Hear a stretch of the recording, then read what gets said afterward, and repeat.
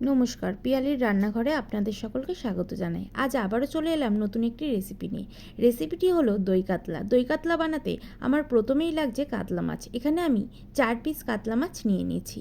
এবার এতে আমি দিয়ে দেবো হাফ চা চামচ গোলমরিচ গুঁড়ো, স্বাদ অনুযায়ী লবণ, অর্ধেক লেবুর রস। এবার এটিকে খুব ভালোভাবে ম্যারিনেট করে রেখে দেবো।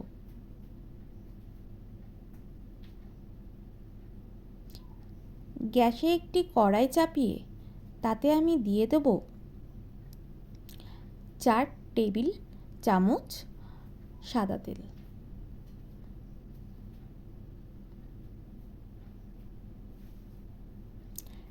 তেলটি গরম হয়ে আসলে এর মধ্যে দিয়ে দেব আগের থেকে ম্যারিনেট করে রাখা মাছগুলিকে।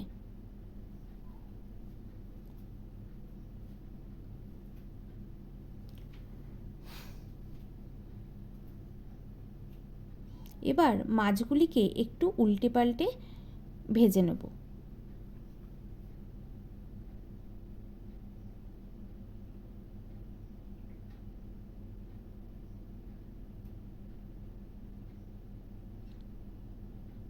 মাছগুলিতে হালকা বাদামি রং হয়ে আসলে একটি প্লেটে তুলে রাখব।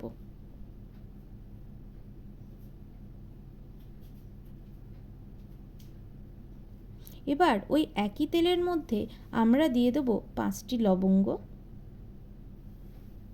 2টি এলাচ, 2টি দারচিনি ও একটি শুকনো লঙ্কা। এবার এইগুলোকে একটু নেড়েচেড়ে এরই মধ্যে দিয়ে দেব 2টি মাঝারি সাইজের পেঁয়াজ বাটা। পেঁয়াজটি ভাজতে ভাজতে আমরা একটি পেস্ট তৈরি করে নেব, যাতে আমি দিয়ে দিয়েছি 6টি কাজু বাদাম, 1 চা চামচ চাল মগজ ও 2 টেবিল চামচ জল ধরানো টক দই।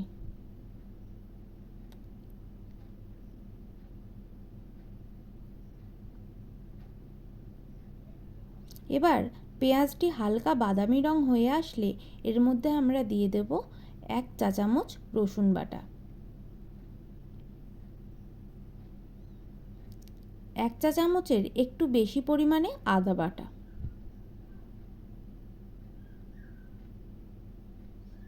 এরই সাথে দিয়ে দেব 1.5 চা চামচ কাঁচা লঙ্কা বাটা। ঝালটা আপনারা আপনাদের স্বাদ অনুযায়ী দেবেন। এর মধ্যে এবার আমি কিছু গুঁড়ো মশলা দিয়ে দেব। প্রথমেই আমি দিয়ে দেব হাফ চা চামচ কাশ্মীরি লঙ্কার গুঁড়ো, তারপর দেব হাফ চা চামচ গোলমরিচ গুঁড়ো, হাফ চা চামচ চিনি ও স্বাদ অনুযায়ী লবণ।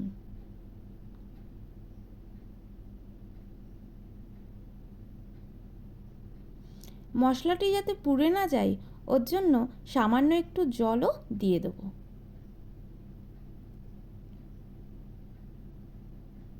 মশলাটি একটু কষে এলেই এর মধ্যে দিয়ে দেব আগের থেকে তৈরি করে রাখা পেস্টটি।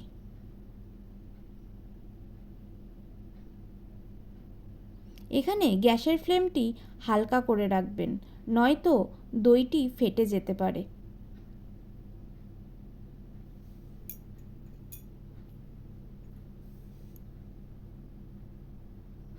এবার মশলাটির থেকে তেল ছেড়ে আসলে এর মধ্যে আমরা দিয়ে দেব পরিমাণ মতন জল।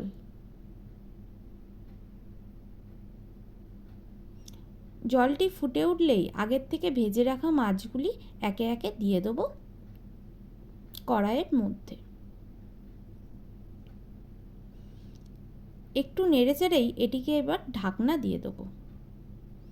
ঢাকনা খুলেই একটু গরম মশলা ছড়িয়ে নিলেই হয়ে যাবে আমাদের দই কাতলা।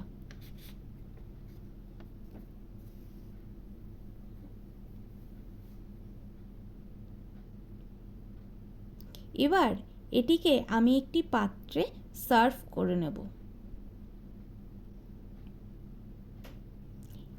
ভিডিওটি যদি আপনাদের ভালো লেগে থাকে তাহলে সবাই লাইক কমেন্ট ও শেয়ার করবেন এবং এই রকম আরও নতুন নতুন ভিডিও পেতে চ্যানেলটিকে সাবস্ক্রাইব করবেন। আর যাদের যাদের দই কাতলা ভালো লাগে তারাও কমেন্টে জানাবেন। ধন্যবাদ।